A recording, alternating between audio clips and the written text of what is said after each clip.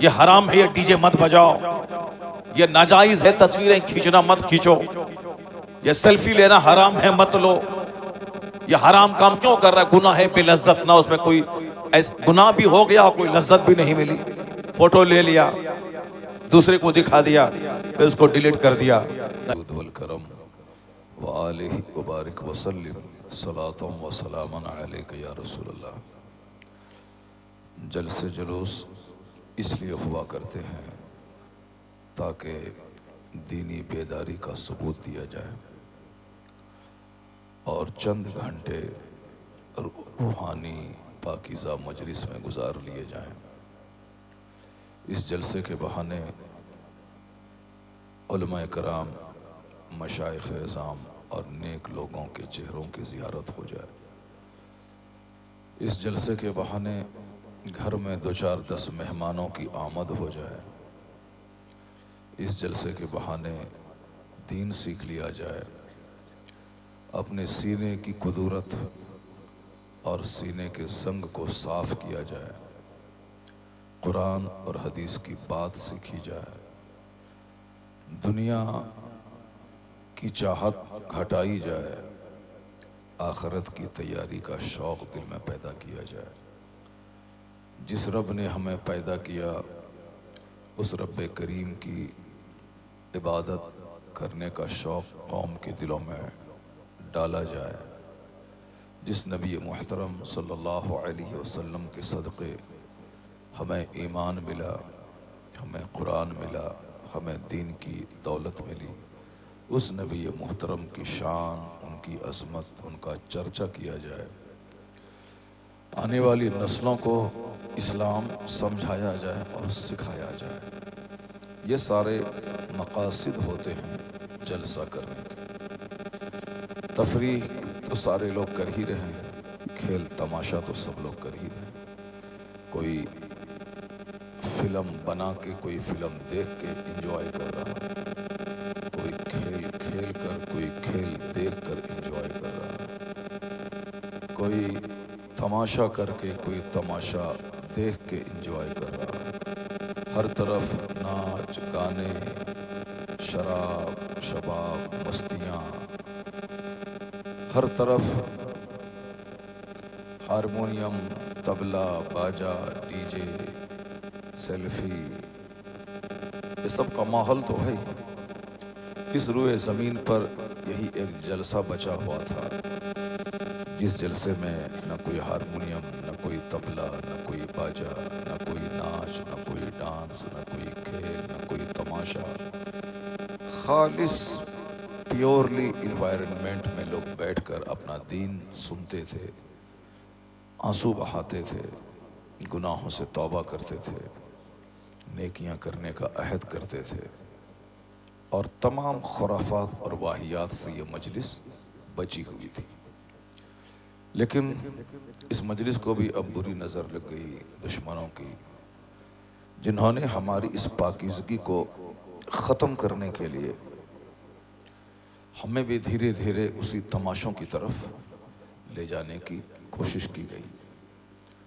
اسی تماشوں کا حصہ یہ رہا کہ آج ہمارے یہاں ایل سی ڈی اور صاحب یوٹیوب، ہمارے یہاں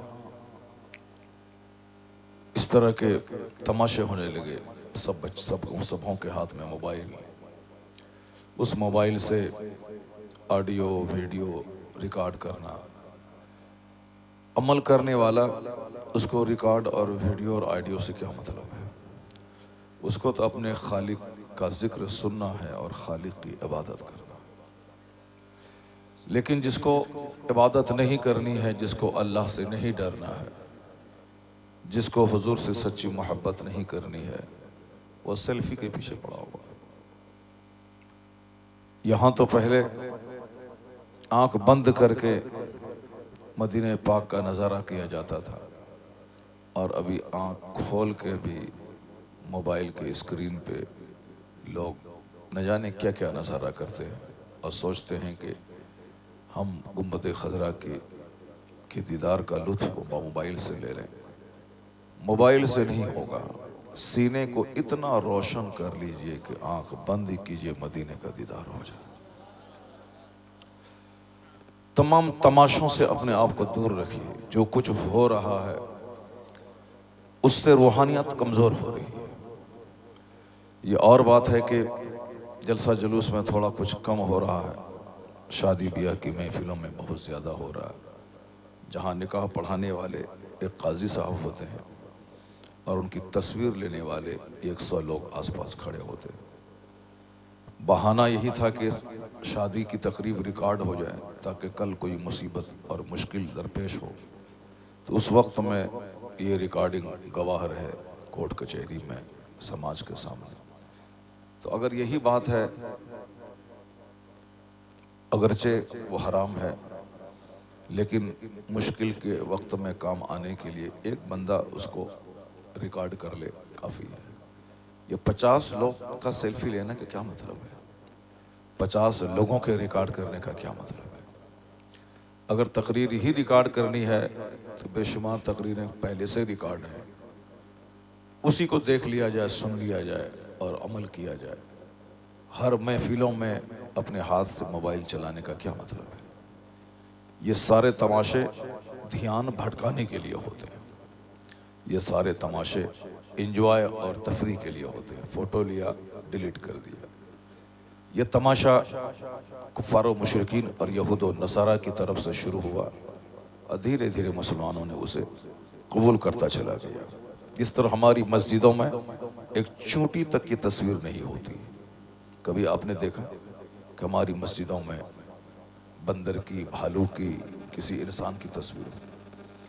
اگر اس تصویر کو نہیں روکا گیا تو وہ حال یہی ہوگا کہ کوئی اپنے حساب سے غوث پاک کی تصویر بنائے گا اور مسجد میں لٹکا دے گا، کوئی اپنے حساب سے خواجہ غریب نواز کی تصویر بنائے گا، مسجد میں لٹکا دے گا، کوئی اپنے حساب سے امام حسین کی تصویر بنائے گا، مسجد میں لٹکا دے گا۔ اب جتنے نمازی اتنی تصویریں ہو جائیں گی۔ جیسے خانہ کعبہ میں 360 بت رکھ دیے گئے، ہر قبیلے کا الگ الگ بت تھا، جب تک چاہا اس بت کو سجدہ کیا، جب چاہا اٹھا کے پھینک دیا۔ لوگ حج کرتے تھے لیکن اپنے جانوروں کو ذبح کر کے قربانی کے نام پہ سارا خون خانہ کعبہ کی دیوار میں لپیٹ دیتے تھے۔ لوگ خانہ کعبہ کا طواف کرتے تھے لیکن ننگے طواف کرتے تھے اور تالیاں بجا کر، سیٹی بجا کر طواف کرتے تھے۔ تو گناہ اچانک نہیں پیدا ہوتا ہے، بڑی صورت میں دھیرے دھیرے چھوٹے چھوٹے گناہ سے بڑھتا بڑھتا ہوا بڑے گناہ کی طرف چلا جاتا ہے۔ جو ابھی اگر میں بولوں گا کہ یہ تصویر حرام ہے، بولنا نہیں، ارے ہمارے پیر صاحب کی تصویر ہے، یہ ہمارے غوث پاک کی تصویر ہے۔ جیسے آپ دیکھتے ہوں گے دیوا شریف وغیرہ میں حضور حاجی وارث پاک رحمۃ اللہ علیہ کی تصویر لوگ بیچا کرتے ہیں۔ اگر اس کو نہیں روکا گیا تو پھر یاد ہی رکھیے ہر گھر میں تصویر ہوگی، اس تصویر کے اوپر میں مالا چڑھایا جائے، اور چڑھاتے بھی ہیں بہت سارے لوگ، اگربتی سلگاتے ہیں، مالا چڑھاتے ہیں اور دھیرے دھیرے بالکل کفر کے قریب پہنچ جاتے ہیں۔ اس لیے اسلام نے تصویر کو بالکل حرام قرار دیا تاکہ کہیں بھی دور سے بت پرستی اسلام میں داخل نہیں ہونے پائے۔ اور اگر تصویر بنانا محبت کے لیے اگر درست ہوتا تو آج ساری دنیا میں سب سے زیادہ تصویر آقائے دو جہاں علیہ السلام کی ہوتی دنیا میں۔ اگر ایسا ہوتا، درست ہوتا، تو ہر مسلمان اپنے گھر کی دیواروں میں، اپنے گھر کی چھتوں میں، اپنی جیب میں، درسگاہوں میں، مسجدوں میں، مدرسوں میں، خانقاہوں میں، جس طرف نظر آتی آقا کی تصویر نظر آتی۔ لیکن اسلام نے جو اسے حرام قرار دیا، اسی کی دھمک ایسی ہے کہ خانہ کعبہ میں تصویر نہیں، گنبد خضرا میں تصویر نہیں، دنیا کی کسی مسجدوں میں تصویر نہیں، کسی مسلمان کے گھر میں آقا علیہ السلام کی تصویر نہیں۔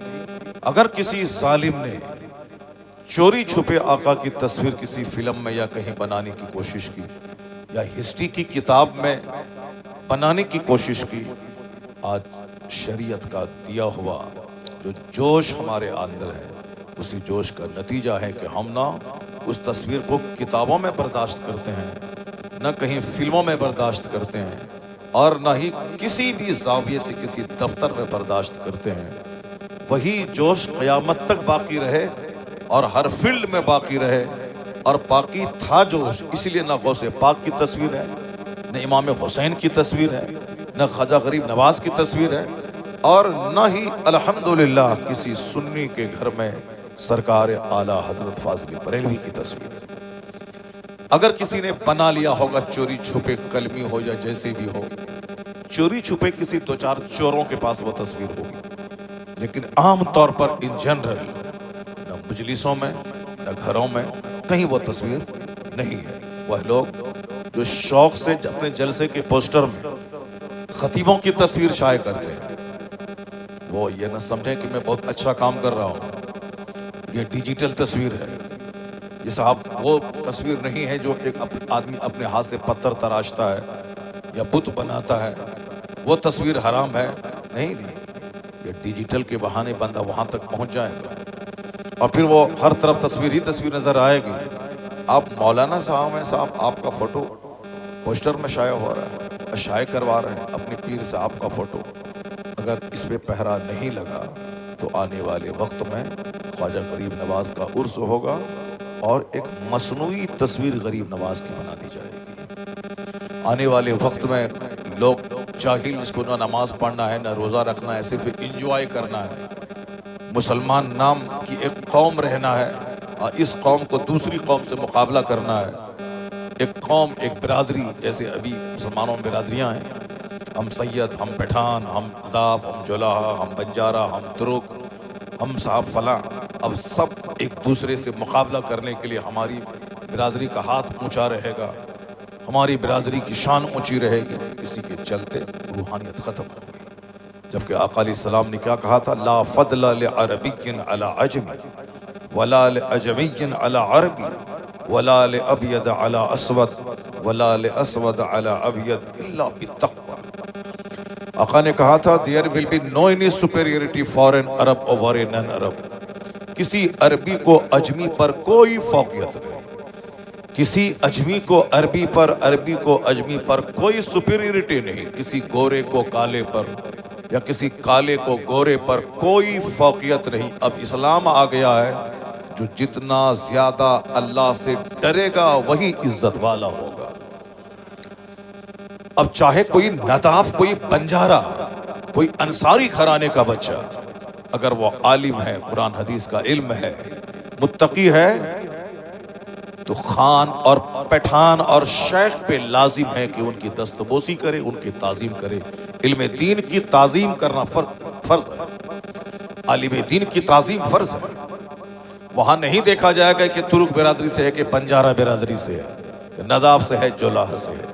ہمارے یہاں اسلام نے اس کو عزت دی ہے جس کے پاس علم ہوگا، جس کے پاس تقوی ہوگا۔ اِنَّا أَكْرَمَكُمْ عِنْدَ اللَّهِ أَتْقَاكُمْ۔ The most respectable near Allah is one who is most pious, who is God-fearing person۔ جو جتنا زیادہ اللہ سے ڈرنے والا وہی سب سے زیادہ عزت والا ہے۔ اس لیے ہمارے ہاں کوئی کالا بھی اگر عالم دین ہے وہ ہمارا امام بنتا ہے، وہاں نہیں دیکھا جاتا اس کا رنگ کالا۔ بہت سارے بزرگان دین کا رنگ کالا رہا، بہت سارے علماء کرام کا رنگ کالا رہا۔ رنگ کی بنیاد پر کسی کی توہین نہیں کی جاتی۔ ہاں اگر کوئی گورا آدمی اگر سنیما دیکھے، ناچ گانا کرے، ظاہر سی بات ہے اس کام کی توہین کی جائے گی، نہ کہ رنگ کی۔ اب اگر کوئی کالا آدمی اچھا کام کرے تو اس کی تعظیم کی جائے گی، نہ کہ رنگ کی وجہ سے اس کی تحقیر کی جائے گی۔ ہمارے یہاں مسجدوں میں کالا، گورا، امیر، غریب، بادشاہ، مزدور، کسان، نداب، جولہا، شیخ، سید، پٹھان، سب ایک صف میں کھڑے ہو جاتے ہیں۔ ایک صف میں کھڑے ہو گئے محمود و ایاز، نہ کوئی بندہ رہا نہ کوئی بندہ نواز۔ یہ اسلام سکھاتا ہے۔ اگر ہم نے برادری کی بنیاد پر کسی کو عزت دی، یہ کوالٹی ختم ہو جائے گی۔ اگر ہم نے رنگ کی بنیاد پر کسی کو سمان دیا، یہ جو ابھی بہاریں ہیں مسجدوں میں، یہ بہاریں ختم ہو جائیں۔ اسلام نے تمام جہالت اور الٹریسی کو ڈیمولش کر دیا ہے، مٹا دیا ہے، تمام جہالت کا خاتمہ کر دیا ہے۔ جب کھیل سارے تماشے ہمارے ہاں نہیں ہیں تو ان تمام آلہ لہو و لعب اور تماشے کا بیکاٹ ہونا چاہیے۔ بھلے ہی لوگ نہیں مانتے ہیں الگ بات ہے، لیکن سارے لوگوں کو ماننا چاہیے، جو بھی تماشے ہیں ان سارے تماشوں سے پرہیز کریں۔ موبائل صرف فون آنے اور فون جانے کی چیز ہے، وہ نہیں کہ 4 گھنٹے بیٹھ کر اس میں تماشا دیکھا جائے۔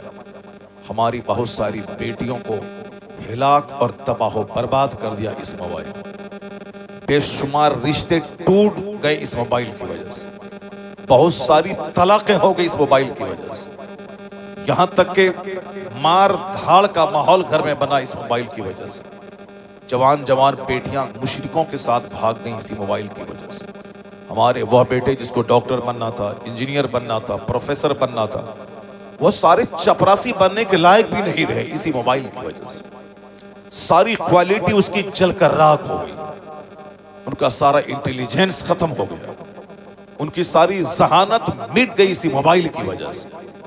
پب جی اور فری فائر نے لاکھوں نوجوانوں کو سڑک چھاپ بنا دیا، اسے نامرد اور ہجڑا بنا دیا، اپنی بیوی کے لائق تک نہیں چھوڑا۔ اس موبائل جس موبائل نے اتنے سارے خطرات پیدا کیے، اتنے سارے ڈینجرز سماج میں پیدا کیے، اس کے باوجود آدمی اس سے ہوش ناخن نہیں تھامے، اس کے باوجود اس سے بچنے کی کوشش نہیں کرے، یہ انتہائی تعجب خیز بات ہے کہ ایک بندہ اس کا استعمال کر کے برباد ہو رہا ہے۔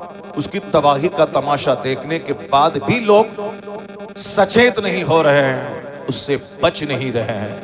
علماء کرام کے ذمہ یہ نہیں ہے کہ وہ آپ کی گردن میں چادر ڈال کے مسجد لے جائے، عالم دین کے ذمہ یہ فرض نہیں ہے کہ وہ آپ کے ہاتھ سے موبائل چھین کر کے گٹر میں پھینک دے، عالم دین کے ذمہ یہ نہیں ہے۔ انبیاء کرام اللہ کا پیغام پہنچاتے تھے لوگوں کے بیچ، انہی لاکھوں ہزاروں میں سے 2-4 لوگ کھینچ کے آتے تھے، کلمہ پڑھ کے مسلمان ہو جاتے۔ یہی کام انبیاء کرام کرتے تھے، وہ کسی کی گردن میں چادر ڈال کے مسجد نہیں لے جاتے تھے، کسی کو 2-4 تماچا مار کر کے مسجد نہیں گھساتے تھے گردن میں ہاتھ ڈال کر کے، نہیں، انبیاء کرام کا کام یہی تھا کہ اللہ کا پیغام پہنچانا۔ وَمَا عَلَيْنَا إِلَّا الْبَلَاغُ، اس کا معنی ہوتا ہے ہمارے اوپر صرف اللہ کے قانون کو پہنچا دینا ہے، اور یہی کام علماء کرام کی ذمہ قیامت تک رہے۔ وہ بس خطرات کی چیزوں سے قوم کو باخبر کریں، وہ لوگوں کو بتا دیں کہ یہ حلال ہے، یہ حرام ہے، وہ لوگوں کو بتا دیں کہ یہ جائز ہے یا ناجائز ہے، وہ لوگوں کو بتا دیں کہ یہ پرمیٹیڈ ہے، یہ فوربیڈن ہے، وہ لوگوں کو بتا دیں کہ یہ ہارمفل ہے اور یہ یوزفل ہے، یہ ہانی کارک ہے، یہ لابھدایک ہے، یہ مفید ہے، یہ مضر ہے، یہ بتا دیں کہ تیرے لیے جائز ہے یا ناجائز ہے۔ یہی کام مسجدوں کے ممبر سے ہو رہا ہے، یہی کام خطبہ عیدین سے ہو رہا ہے، یہی کام خطبہ نکاح سے ہوتا ہے، اور یہی کام سیرت کی محفلوں سے ہوتا ہے، یہی کام درسگاہوں کی چٹائی سے ہوتا ہے، یہی کام نجی محفلوں میں ہوتا ہے کہ اللہ کا پیغام لوگوں تک پہنچا دیا جائے۔ کنتم خیر امہ، you are the best community، اخرجت للناس، raised unto mankind، تم لوگوں کی طرح بھیجے گئے ہو۔ ایسا نہیں کہ کافروں کا کفر قبول کر لینا ہے، کافروں کے دبدبے سے مرعوب ہو جانا ہے، کافروں کے تماشوں، ان کی تلوار، ان کے بم کو دیکھنے کے بعد سرنڈر کر جانا ہے، نہیں، بلکہ ظالم حاکم کے سامنے حق بات بولنا یہ جہاد ہے، چاہے گردن کٹ جائے، چاہے آدمی جیل میں سڑ جائے، مگر بولے، یہ کلمت الحق بیان کرے، بادشاہ کے سامنے، سماج کے چودھری کے سامنے، سماج کے زمیندار کے سامنے، اس کو اگر جہاں تک ہو ہاتھ سے روکنے کی باری ہو تو ہاتھ سے روکے، ہاتھ سے نہیں روک سکتا ہے تو زبان سے روکے، زبان سے نہیں روک سکتا ہے تو دل سے اس کو برا جانے۔ من رأى منکم منکرا فلیغیرہ بیدہ، حدیث میں آیا ہے کہ if any one of you sees an evil action، اگر تم میں سے کوئی کسی برائی کو دیکھتا ہے تو he should correct it with his hand، اس کو چاہیے کہ اپنے ہاتھ سے اس برائی کو روک دے۔ he should stop this. اس کو روک دو. If he is unable, اگر وہ ایسا کرنے سے مجبور ہے تو پھر کیا ہے؟ Stop this with his tongue. اپنی زبان سے روکے, اپنی زبان کے ذریعے اس کو روکے.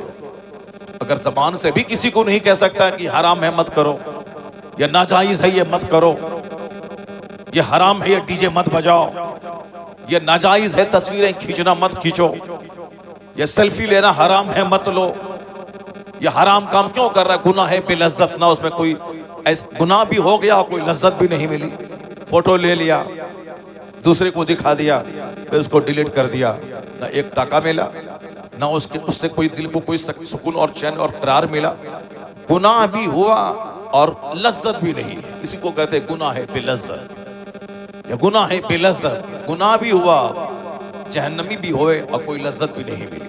یہ گناہ ہے بے لذت ہے سیلفی لینا, کوئی اس میں لذت ہی نہیں ہے, لیا اور اس کو ڈیلیٹ کر دیا, گناہ ہے بے لذت میں لوگ پڑے ہوئے.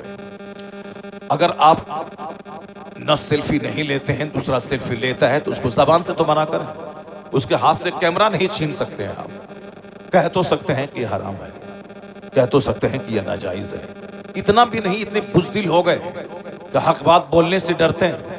ہاتھ سے روکنے کی بات آئے گی تو پھر کیسے روکیں گے؟ جو پردھان ہیں, جو سمیتی ہیں, جو ایم ایل اے ہیں, جو سانسد ہیں, جو گاؤں سماج کے چودھری ہیں, جس کی زمین پر گاؤں بسا ہوا ہے, جس کے کھیت کھلیان میں کام کر کے گاؤں گھر کے مزدور اپنی روزی روٹی حاصل کرتے ہیں, وہ زمیندار کو چاہیے کہ جو ان کے ماتحت لوگ رہتے ہیں اس کو گناہوں سے روکیں. ان کو بولیں اگر تم نے شراب نہیں چھوڑا تو اپنے سامنے والی زمین سے تم کو گزرنے نہیں دیں گے. اگر تم نے زنا نہیں چھوڑا تو گاؤں میں کسی گھر میں تجھ کو دعوت میں آنے نہیں دیں گے. تو اب جس کی زمین پہ اس کا گھر ہے, جس کے کھیت میں وہ کام کاج کر رہا ہے, تو اس کو چاہیے کہ وہ ہاتھ سے اس برائی کو روک دے, ہاتھ سے اس برائی کو روک دے. اور یہ عالم دین کا کام ہے کہ ہاتھ سے نہیں روکے بلکہ زبان سے اس کو روکے. تقریر میں واعظ کہے, نصیحت کرے, سمجھایا اس کو.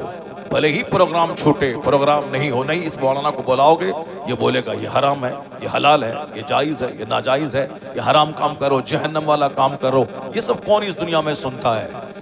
موج مستی کے زمانے میں یہ حرام حلال کون سنتا ہے؟ جیسے چاہو کھاؤ پیو, اس کو مت بولا, وہ دوسرا مولانا کو بولا جو کہانی سناتا ہے, جو قصہ سناتا ہے. اور قصہ کہانی میں تو حرام و حلال کی باتیں ہوتی نہیں, وہ تو مزہ لے رہا ہے. ایک راجا تھا, ایک رانی تھی, ایسا ہو رہا تھا, تو اب وہ قصہ سننے میں مزہ ملتا ہے. اور لوگوں کی طبیعت میں بھی قصہ سننا ہے, کہانی سننا, کہانی کار, فلم میں کہانی, ڈرامہ میں کہانی, سرکس میں کہانی, صاحب ناول میں کہانی, فکشن میں کہانی. لوگ کہانی سننے کے شوقین ہیں. ہاں کہانی اچھی چیز ہے, مگر وہ کہانی جو سچ کہانی ہو, جو کہانی قرآن کی کہانی ہو, جو کہانی حدیث کی کہانی, وہ کہانی سچ ہے. حدیث کی کہانی اتنی کہانیاں ہیں کہ بندہ زندگی بھر خطاب کرتا رہے. حدیث کی کہانی سنائے تاکہ اس سے لوگوں کو عبرت حاصل ہو, لوگوں کو پتہ چلے کہ مجھے کیا کرنا ہے کیا نہیں کرنا ہے. میں نے ابھی تیسرے جمعہ کو اپنے گاؤں میں ایک حدیث کی کہانی سنائی.